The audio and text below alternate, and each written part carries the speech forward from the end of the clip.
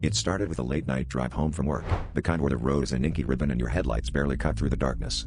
I noticed the first sign of something off when my radio began to flicker between stations, landing on static and whispers that sent chills down my spine. I shrugged it off as interference, but then I saw her.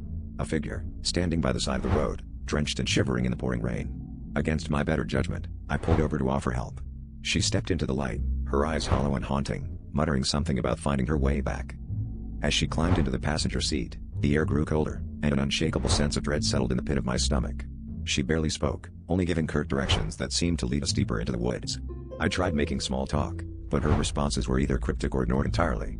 The road narrowed, the trees closing in like skeletal fingers. I asked her where we were going, but she only whispered, "Almost there." My heart pounded as the car sputtered, the engine dying completely as we reached a clearing.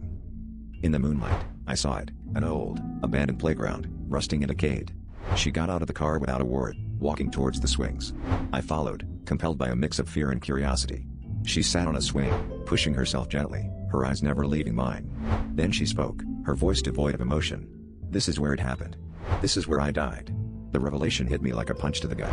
I wanted to run, but my legs felt like lead. Before I could react, the temperature plummeted further, my breath visible in the icy air. Shadows began to move, figures emerging from the darkness, all children, all with the same hollow eyes. They surrounded her, their whispers blending into a cacophony that echoed in my mind. "Join us," they chanted, their voices growing louder, more insistent. I stumbled back to the car, fumbling with the keys, but the engine wouldn't start.